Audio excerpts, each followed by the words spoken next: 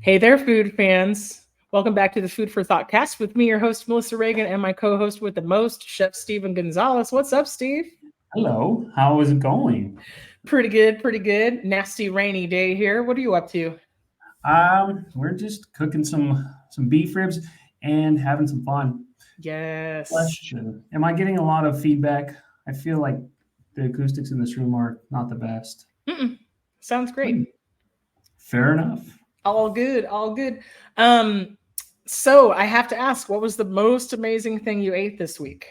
We made menudo yesterday, so that's going to be the most amazing thing I had all week because menudo is my favorite, especially around this time of year. Is it because it's this time of year or because of the weather or both? Both, but in all fairness, menudo is good year round, so there's also that. Nice, nice. I too have been in the mood for soup. This week I made chorizo potato leek soup. I saw Nice. something similar on TikTok, but I kind of made it my own because I didn't have the same ingredients. But it could not have been more simple. It was literally four ingredients and just let it go until the potatoes were soft, and it is delicious. So Sounds pretty good. So, did you make enough to share or not? yeah, I have a Tupperware in the freezer. I'm gonna pop that right in FedEx. Maybe it'll get there the day after Christmas. Right? Oh, there we go. Something to look forward to. So, okay, tell us about the menudo. I saw some beef tendons in your Facebook stories the other day. Was that for the menudo or for something Y- else? Yeah, it's typically not used when you make menudo, but I just love beef tendons for some reason. So I just always throw it in there. It's going to cook down. It's going to make everything nice and gelatinous, silky, if you will, whenever you get to eat your menudo. But I don't know. And plus, all that stuff's good for you. So there's also that. I mean, I kind of do the same thing if I'm making bone broth. I always have chicken feet in the house that I typically will give to my dogs as a treat, frozen. But I'll throw a couple in a pot of any flavored broth or stock because it gives that like unctuous, gelatiny. Yeah. It just gives a little body that like the Makes it regular 10 bones times don't have better. that. Yeah, So exactly. it's delicious. And what do you put with your menudo? Some people I know like they have to have an ice cold Coke or a beer, right? Or tortillas or what's the garnish at the Gonzalez home? I always do onions, cilantro to go with everything. And I typically go with like corn tortillas, but Mhm. moving to West Texas, you get like a different variation. So people like their bolillos with their menudo, which is that like Yeah. Mexican bread. Oh yeah, Mhm. good stuff. But I don't really drink a soda or drink beer with that. I don't know. I'm weird like that. I just want to like have that right in front of me, Yeah. just not stop until I'm done. You know? Yeah, no, I got you. So for those of you who don't know, bolillo bread is used for tortas, like Mexican style sandwiches. Sometimes Delicious. diamond shape, really, really soft on the inside, really, really tasty. So you can think of it the same way as you would like the big soft, like a Philly cheesesteak roll. Hmm. I think it's comparable to that, but I actually like them better. And then one of my favorite is the sandwich where they dip that bolillo bread in the sauce first, bombazos, where they dip it like in the enchilada style sauce. Oh, Yeah. dude, it's so good. I'm a fan of all that stuff. I don't care what anyone says. It's good. I like it Good too. deal. You're gonna have to win me over. Like I really, really like pozole, but Mhm. at some point the next time we get together, you're gonna have to win me over with the all the parts that go in a menudo. Like maybe there's a way that you prepare it that I will like. If you're not a fan of like that flavor that comes with like the honeycomb tripe and all that, I always recommend like after an hour or two, just like straining all the water off and then starting from scratch all over again, so you get a little bit of a cleaner flavor. And Mm. then to help with all that, I throw a ton of garlic, a lot of salt in there, oregano, so that helps out as well. But I suppose if I was hungover enough, I probably wouldn't mind any of the flavors. True. But menudo is more than just hangover food. It soothes the soul. Got it. I like it. I like it. Well, New Year's Eve and New Year's Day are upon us. So tonight we are going to talk about New Year's Day food traditions. Now, why I say day instead of Eve is because I really couldn't find a lot of information on traditional New Year's Eve foods. There are a couple of things from around the world, like eating grapes on New Year's Eve, for good luck, or toasting with champagne, or kissing the one you love at midnight, right? But I couldn't find like a ton of specific foods. It kind of seems like it's all over the map, really depends on where you grew up. However, New Year's Day tends to be about foods that bring good luck. I don't believe in luck, but we're going to talk about it anyway. What's the one ingredient that just pops into your head as soon as you hear New Year's? Black eyed peas. Yep, that's where we're going with this. Okay. I think so. What about you? Is it also black eyed peas for you? Yeah, I was gonna try to come up with something outlandish and say like horseradish, but no, black eyed peas. You know what? I wouldn't hate horseradish. I wouldn't hate horseradish and black eyed peas. So on the last episode, right, we talked about tamales, and you were like, do you put ketchup on yours? I'm kind of the weirdo that will strain the black eyed peas out of the juice, put it over a piece of cornbread, and then put ketchup on that. You know what I would do? What I like to do is I will blend it all up and then refry them. For some reason, refried black eyed peas, it's dude, 10 times better, especially when you're using bacon grease. Like, oh my gosh, that sounds amazing. I was just going to ask if you put lard or bacon grease in there. That's what it sounds like when you're just spreading it, Oh, it's good. That sounds amazing. And then what you do is, because everyone also likes lobster, which we'll talk about later, you make like black eyed pea lobster tacos. Heck yeah, buddy. Oh, that sounds really, really good. Do you ever do collard greens on New Year's Day? Is it big in the South? I do from time to time. It also depends on, if I go somewhere or if someone brings it. Yeah, I'd be all about it for sure. That's another one of those where you can eat it year round too. It's good. Right. Now, for your cornbread, do you do cornbread with your black eyed peas? No, I can't say I typically do. I don't really think about that. Nope. Like I said, I'm too busy making tacos out of it, I mean, you can put a cornbread in a taco. Like, who cares? It's your taco. Cornbread tacos. Cornbread tacos. Hashtag cornbread tacos. Hashtag please don't cancel us. Ooh, hashtag we're just here for the food. Please don't cancel us. So black eyed peas are believed to have been a sign of good luck. There's a couple of different stories, right? Black eyed peas are technically beans, and so they made their way to North America via the slave trade in the 1700s.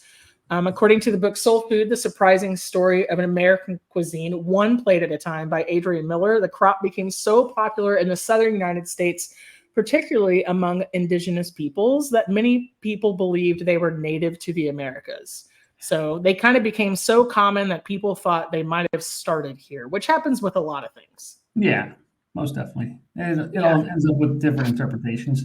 Did you know, though, that the legend has it that you have to eat exactly 365 black-eyed peas to get lucky for the new year? Challenge accepted. Well, I think that's why so many of us don't have good luck, because we have 366 or 364. We don't have exactly 365. Man. So that's why I always have bad luck, What are you going to do? Count every one of them out. The stakes are high. Well, when I was growing up, it was explained to me that you had to at least eat the amount of black-eyed peas for your age. So if you were 13, you needed to eat 13 of them. That was difficult for somebody. Right? It's just to get you to eat less black-eyed peas, because think about it. How many kids actually like black-eyed peas? Man, I did. I didn't mind them. That was one thing I did not have to grow into. Now, it was difficult for somebody like my brother, for instance. He doesn't like a lot of textures, and he definitely doesn't eat vegetables or peas. And so, yeah. So in the South, so you talked about a new way that I had never. You've never done it that way? I've never refried black-eyed peas, believe it or not. But in the South, Hoppin' John is a mixture of black-eyed peas and rice and some sort of pork. It's like usually salt pork or bacon. Have you had them that way? I can't say I have. No. Yeah. I mean, it's not really too far off from, if you think of the slave trade as it went through the Caribbean and then over into the Carolinas, they had a dish called Reese Peasy that came over with them, and they were red, like a red pea, or it's a little bit different. Like, it's kind of like a red bean that you would see in red beans and rice, but it was a pea that was really similar to black-eyed peas, and they would mix it with rice. Kind of like in Cuba, you know how they'll do like the black beans and rice together, or in Haiti or somewhere like that. But Anyhow, how do you feel about Texas caviar, like the cold I version? like it. I Right? don't mind it at all. Yeah, I like it too. I like to eat it with tortilla chips. I mean, I think it's more in the summertime, but when I think about black eyed peas, I can't help but think of that. Yeah. I So I always like a good salty chip to go with that, you know? So if it's the tortilla yeah, chips, yeah, they gotta be super salty. yeah, really, really salty. It's one of those things, right? Beans absorb water, and then they Mhm. give off water after they're done cooking. So it's like you need really, really big flavors. I always kind of just press the easy button there. I will buy like pre-made pico de gallo and put it with black eyed peas and call it a Nothing wrong day. with that. Some people put celery in there. I don't like that. Some people Nope. put green bell peppers in there. Nah. Eh, So take it or leave it.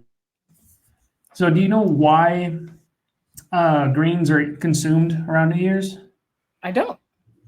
So it's thought of that the collard greens, or any kind of greens really, it's the color of paper money. So it's supposed to symbolize like prosperity in the next year, you know? Ah, got it. I mean, that kind of makes sense. So like Yeah. green for money. I think that's also the reason why people eat cabbage. So back in the 30s and 40s, you would have heard money referred to as lettuce or cabbage or green or whatever. Yeah. So yeah, also a symbol of prosperity and money. Did you know the same? They say the same thing about pork. So like pork loin or ham.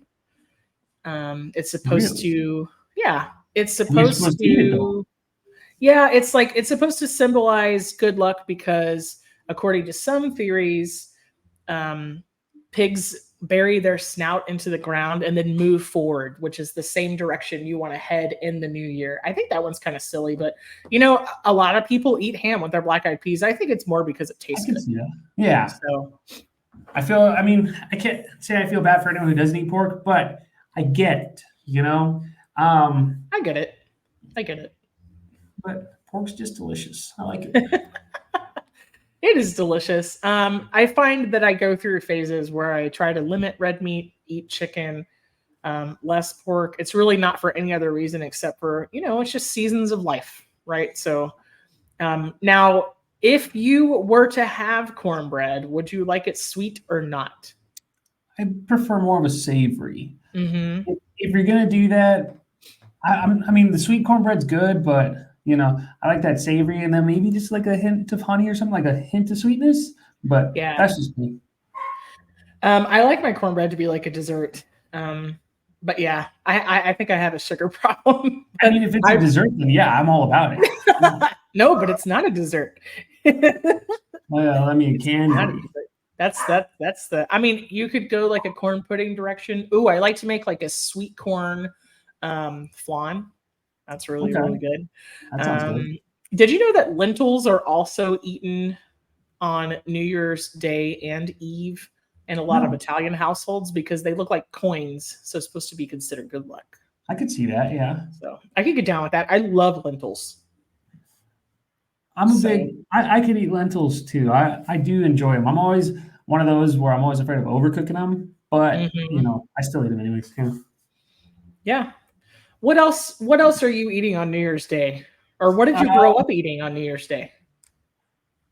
that's a good question. I don't even remember. Like I know there was tamales, menudo, but mostly because it was just cold outside, and it's a good Mhm. for us. It was seasonal, and we had my grandma would make tons of tamales with all my aunts, and so that's what we had like all throughout Christmas break, going into Nice. the new Nice, year. nice. Yeah. And I I think mean, my go mom would ahead. also make the sopapillas and all that kind of fun stuff, but just because it was fun to make. Yeah. Oh man, I made sopapillas from scratch one time for a school assignment for Spanish class, and I think that was the one time because Yeah, I super bit off more than I could chew, pun intended. But like, it's no small task, and especially if you don't have like, if you're not set up for a bunch of deep frying, right? Then it's a real yeah. undertaking. Um, yeah. What about fish on New Year's? I mean, I'd eat it. What kind of fish? How's it prepared? So apparently, in Scandinavian countries, herring is considered a source of good luck, and the silver scales on the fish remind people of money or coins, and so either smoked or pickled. Also, sardines. Pickled Yeah, herring? I eat it. Yeah, I've had that yeah. before. It's good. It's not bad. I like it. I like it on a crostini. I don't. That's a little much on like New Year's Day morning, I think. But Yeah. maybe a nice gravlax or something, right? But yeah, So then, are I, you the type who pops bottles of champagne for New Year's or no? I don't. I'm always working. Oh, that's unfortunate. No, it's fine. I mean, I I don't really enjoy champagne. Okay, so I don't mean to like poo poo on anybody else's celebrations. It's just Hmm. champagne has a lot of sugar and it hits you hard, That's and true. it's strong. And so, I mean, they don't call it brute for no reason. It has a it's very very dry and Yeah. it's very strong. And so, I like a toast every now and again. But usually, I'm going to go for maybe prosecco or something else that's like light and sparkling, like Vino Verdejo or like a sparkling Riesling or something like that. Do Something that. that's just a little bit lighter on top of a really heavy meal, you know? Yeah. Well, do you know why people pop bottles of champagne for New I Year's? I don't. It's just one of those things like back in like the 16th century and back in the past, many Sure. years ago. I mean, it was just champagne was just like a symbol of wealth, you know. So now we Yeah. continue it and we just pretend that we're bougie when we're popping bottles of Moscatos, Well, sparkling Moscato, the I Astis. am bougie. There's no pretending here. I am bougie. I'm bougie. I'm selectively bougie. Um, Yeah, I can see that. Me too. Don't worry. yeah. Well, I mean, it really makes sense, right? Because if you think back to every time they used to christen a new ship, they would like saber a bottle of champagne to kind of like, be like, it's on its maiden voyage. So I guess you're doing the same thing with a new year, Have right? you done that? Have you ever savored a bottle of champagne? I've screwed it up several times, I not don't know. successfully. I prefer to like not do it because with my luck, the bottle would just like blow up on me, and then I'd spill it. I'd waste a bottle of champagne. You know? Look, there's a reason why I'm not a steward or a sommelier. If you would like me to expertly strain bits of cork or slivers of glass out of a bottle that I have just mangled, then be my guest. Otherwise, like Yeah. happy to cook your food. You know, Yeah. Same. I let's just. agree. I'll just be the first one to acknowledge my strengths and weaknesses. All right, so Lunar New Year, which I think deserves a mention. Usually, dumplings are the big draw at Lunar New Year because their shape resembles money bags. So when you're talking about like shumai or Oh, gyoza, they have like the pinched together. When yep. people used to keep their money in bags, it always makes me think of the Monopoly man. What's So your go-to filling for dumplings? pork, Yeah, I'm yeah. always a fan of pork. I always like seafood too. Like when you get like the shrimp and the scallops and all that Hmm. stuff. I like all that stuff. I mean, I can go like really far into very, very westernized pan Asian territory and be like, crab rangoon is my favorite Oh. dumpling. I don't care; they're delicious. But yeah, The other question goes: is it steamed or fried, or both? I like the combo where you steam them and then you pan fry to get one crispy edge, like in Yeah, gyozas. that makes me Yeah, happy too. I could Uh, eat my weight in that. yeah, agreed. I spend I quite could, a bit when we go yeah, get dumplings just because they're so good. You know? I could completely smash tons of dumplings, ton of them. Oh yeah, Um, same and here. I think I like every single culture's like different take on a dumpling. So I am really big on the potato filled ones too, like pierogies Mhm. and things like that. Like, oh man. So That makes, dude. I could eat. Yeah, I could eat quite a bit of those too. It's always I lovely. like I like starch and I like carbs. So here we are. Right? They do sound good Yeah. right about now. Okay, we're gonna have to pause this so that way we can go eat some carbs and fill up, and then we'll just drag the rest of the episode out. You know?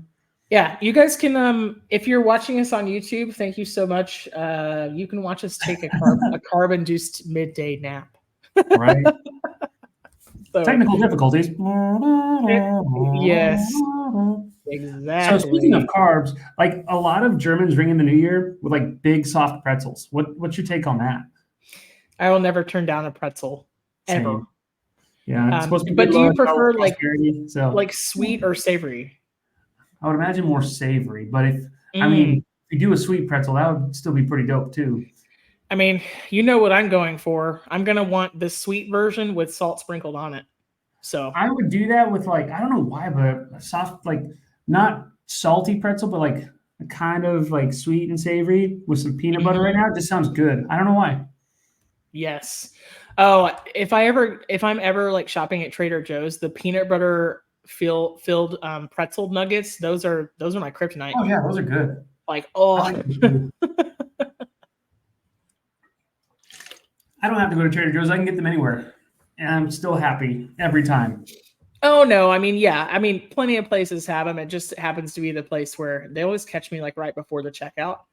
Uh-huh. Um, but I have a feeling like I don't really know if it's true or not, but I think that pretzel probably represents the same thing that a wedding ring does. It's like longevity because the ends are, it's like a Celtic knot, right? Like Yeah. it's continuous lines. Kind of makes sense. What about rice? This is a staple of New Year's celebrations in Asia and in the South, if I you put mean, it I with can like eat rice quite a bit too, you know? So What's your favorite? Do you have a favorite type of rice, like jasmine, arborio? I love Yeah, basmati rice. That's my favorite. yeah. Just because I it's like so like naturally buttery, you know? I like basmati too. Now I really really love like a short grained high starch sticky rice if Uh-huh. the time is right. You know, if it's like Thai food or um, you know, Vietnamese like Yeah, sticky or like rice pudding. that sounds So good. good. Do you like the traditional like a Mexican rice pudding or something else? Not really. I usually don't. I don't eat a lot of rice like I would want to, but whenever I do, I just keep it real simple, and then I just eat it with like a lot of beef or some sort of protein, you know? Yeah. Okay. So more savory types. Yeah. Like, Um, yeah. All the rice puddings and stuff, I like them as good as they are, but I don't eat a lot of that for some reason. I can't buy it if I'm gonna buy like the really boo boo like cozy shack kind. I cannot keep it in the house because I don't understand the concept of a serving size, and I really like that stuff. Uh-huh. When I make it from scratch, I like to add fruit to it. Like if I'm gonna do raisins, then I like to have apples, and if I'm gonna do like mango, then I like to cook the rice in like coconut milk. Just I can see that. yeah, just something a little bit special. I don't really like the plain stuff. It needs to have texture. This is like when we talked about strudels last week, and then we've talked about desserts before. That it needs to have some sort of textural component. Yeah, otherwise it's just like gobs of creamy, sticky rice. So when I was in restaurants, we would have I worked with this little Asian lady, and every night we would have leftover rice, and she would say, save it. So at the end of the week, she would make like this big batch of fried rice, and she would throw anything and everything in there, and Mhm. it was always good every single time. Like she just put her magic and love in there, and it And was, her whole foot, as we would you know say. what? It was the best. It was the best 5 foot rice, you know? No, no, no, that's not how. Whatever she did. I mean, but keep in mind, this lady had been cooking like 50 plus years. So there's also that.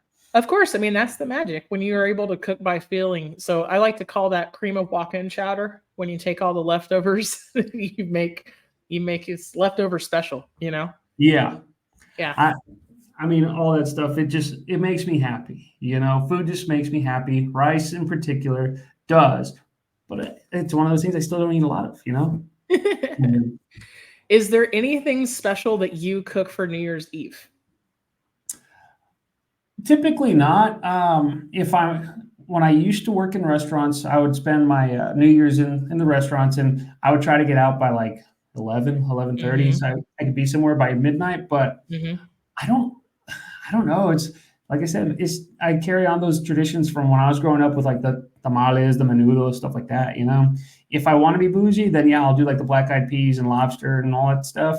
But it just depends on what kind of mood I'm in. And why lobster? Again, people think of like you're bringing in the new year with some sort of wealth, prosperity, like Hmm. because when people think of like, oh, we're gonna be real fancy and we're gonna be rich and all that, we're gonna eat lobster. So it just kind of you carry on that, I guess, stereotype. I don't know. Yeah, no, I mean, I think it's a tradition for sure. What's your favorite way to cook lobster? Oh, I just butter poach it. What I'll do is when it's raw, I'll take all the meat out and then slice it into little medallions and then cook it with a little bit of butter. So it cooks like that. And it also tastes good too. Yeah, I mean, so lobster is one of those things. It's kind of like octopus. You got to cook it for 2 minutes or 2 hours, and there's nothing in between, or it's a rubber Yeah, band. Yeah, like, agreed. but lobster, like more so, it just doesn't. It's not for any quick cooking method. Like it's really easy to take it way too far. But when you're Yeah. cooking lobster, do you do the whole lobster or just the tail? If I get a whole lobster, I'll definitely do a whole lobster. But a lot of the times I find just the tails there at the grocery store. So Mm-hmm. I Mm-hmm. usually just have to go with tails. Yeah, I can't remember if we talked about this before or not, but there was a long time. I mean, it still kind of is now. I've had so much poorly cooked lobster that to me it's just like a giant overcooked shrimp, and I think it's overrated. But I have in recent years past had it cooked correctly and with love to where I'm like, okay, I'm starting to appreciate this again. But it's usually as a component in other things, like a lobster dumpling Yeah, or like a lobster potato fritter or something like that, right?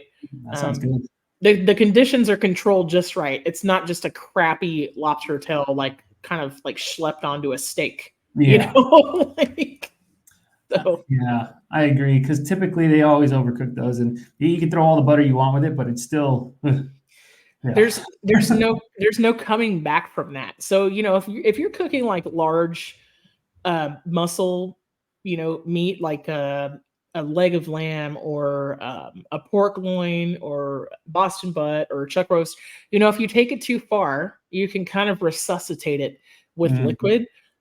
That's not true of lobster. It just goes like it just Yeah, gets more and more and more and more tough. There's not a lot of recovery there. yeah.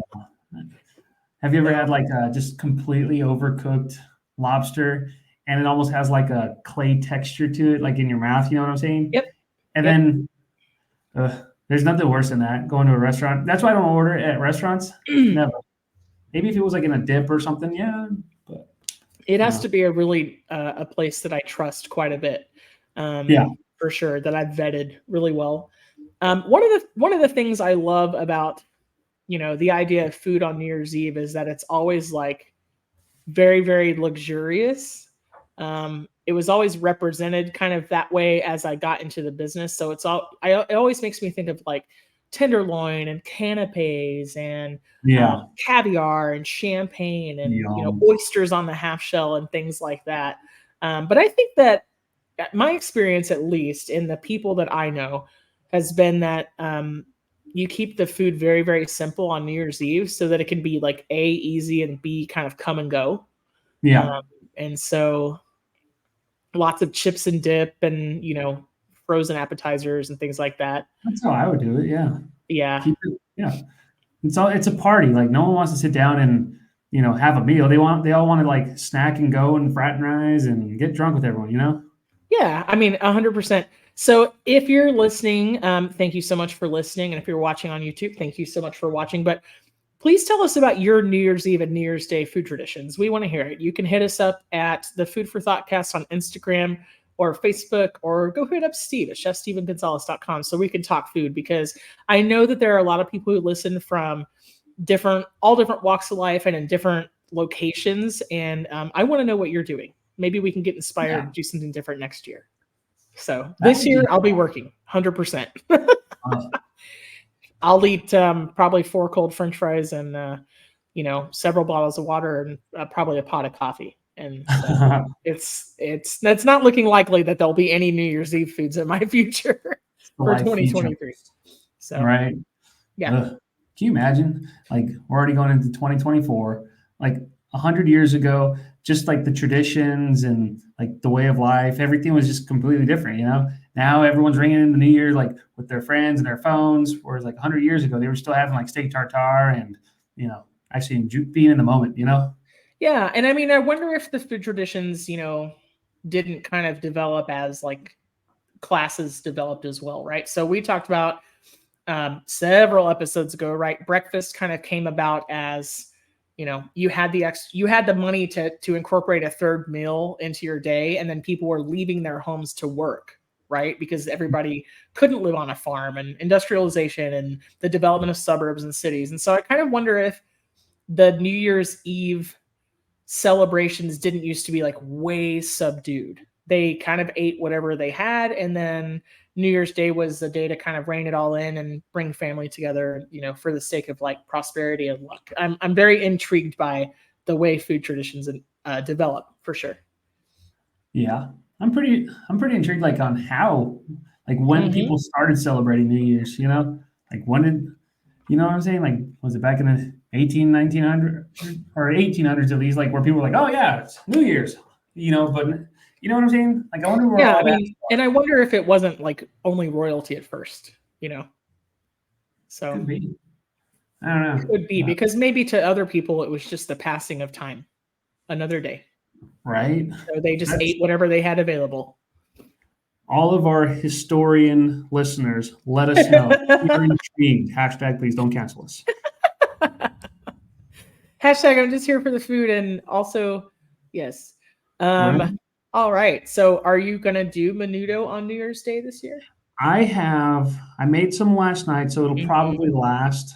Like Mm. I'll freeze off a little bit so that way, like it's not week old menudo, but yeah, we'll probably end up having it. Yeah. But I don't know. So you said cold fries, water, coffee to fuel the soul.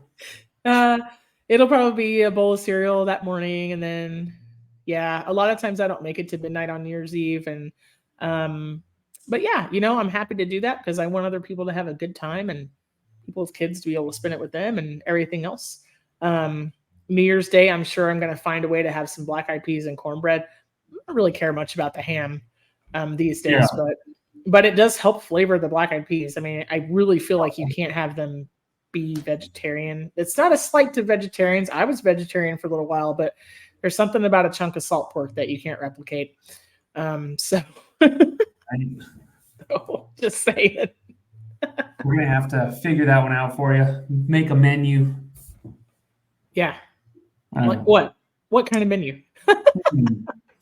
A menu for the chef who is working. A Whataburger. menu for Done. single people on New Year's Day. Can Fast of black eyed food. peas. That's the saddest thing I've ever heard. Um, What? it's a can of black eyed peas, a chunk of salt pork, and a box of Jiffy. Single sad, single person New Year's Day. Wah, wah. Like you would have to heat the can up and then open it after it's all, or like open it, heat it up, and then just eat it right out of the over can. I over a just can't fire have with one of those old fashioned church key can openers, like I in the can, Dennis the Menace cartoons. Yeah. can totally see that. Hmm. And I'm doing then it. and then your dogs are gonna be begging for food. So mine Pictures, do. pictures to follow. Yes, I was actually standing at the counter making a sandwich today, and it's very hard to do that with two 80-pound dogs standing right behind your knees.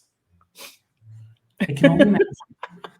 It's even worse So, when you have like a small 15, 20-pound dog and he gets mhm. right behind your feet. So you kick him when you're moving around unintentionally. He just wants to be next to you. He just wants to be next to you. So you can't really fault him for that. So Yeah. yeah. Yeah, mine don't want to eat the food. They just want to be involved. They just want to be wherever I am. You can't beat that kind of love. So, Yeah. well, hey, all of our listeners and viewers out there, have a happy, incredible, healthy, joyous new year from the Food for Thoughtcast. I'm Melissa Reagan, I am Steven Gonzalez. and we hope you join us next time. Happy New Year.